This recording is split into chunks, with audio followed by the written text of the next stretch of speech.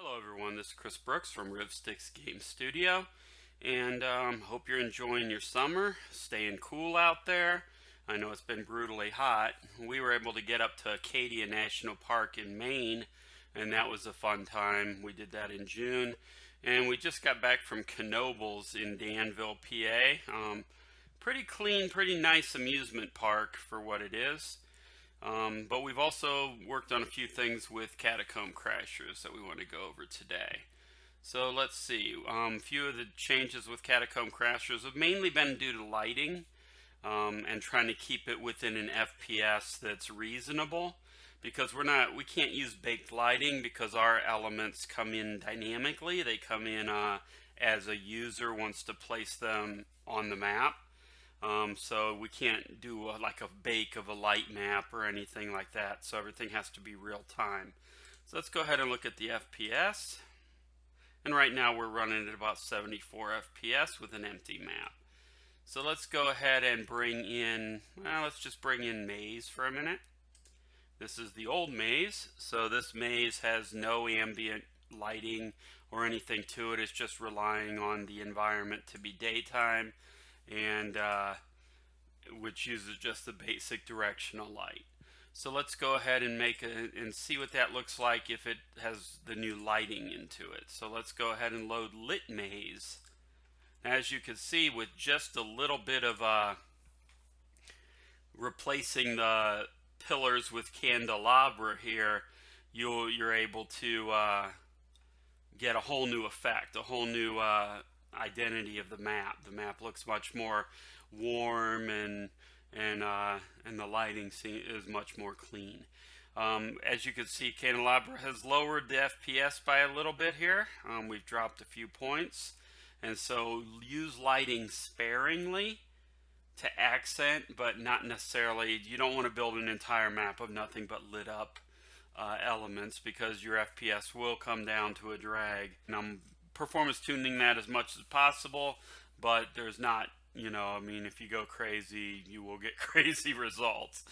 So anyway, so other features we have that have lighting now. We have candelabra, which you saw. Fire pits. Candelabra are like walls. They can't be passed through, and they can't be thrown over, unlike a tombstone, which you can actually shoot over. And a fire pits, they're a trap, so much like a spike trap, except they do damage as far as burn damage when you cross over them. So let's check out our FPS when we add these features to it, these fire pits. So adding 1 is not bad. Adding 2, not bad. Adding 3, not bad. Add 100.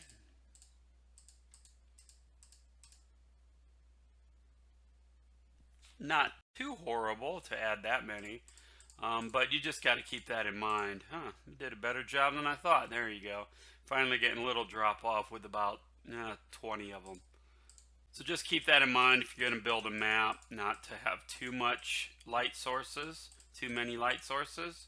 Let's see what we get if we fill in everything. There we go.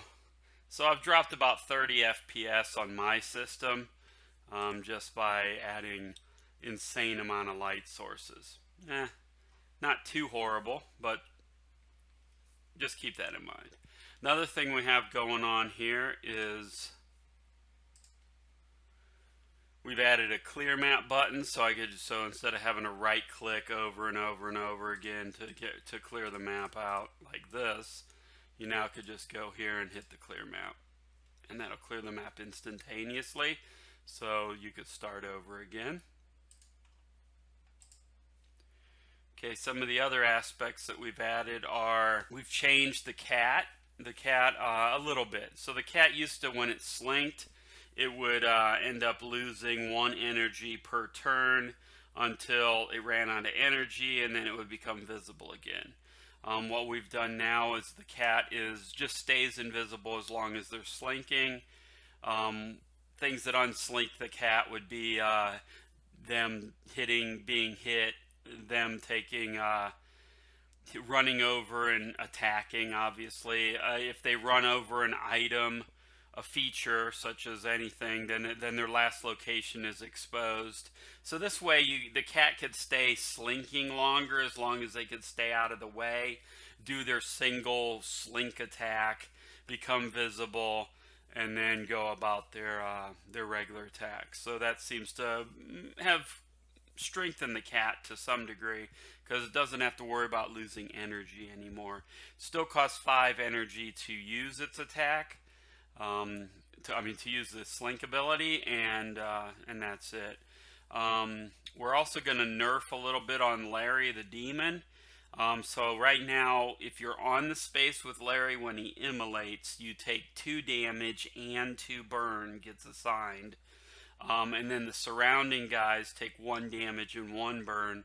We're going to limit that to not take any damage initially. So if you're on the space with him, you'll take 2 burn, and then that equates to damage on your next turn, or 1 burn if you're 1 away from him.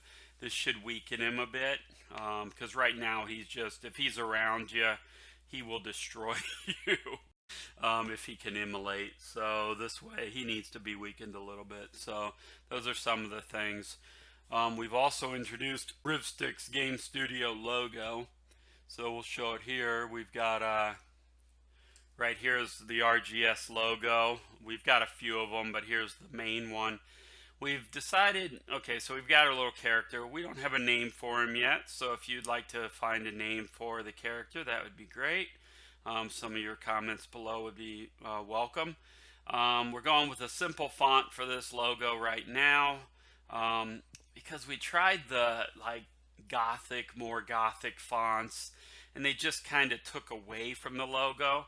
So if you think we should use more gothic fonts, we could, but the simple seem to make him pop more. As you can see, we went through quite a few iterations of logos, and we're still not stuck on this one as in the end. But we have a few different types right here, and we even have one where a hand is rolling dice. We didn't really like that one as much. And we've tried some textured versus non-textured, but just let us know what you think. But it's good we finally have a logo after 4 years, so good, that's great. What else?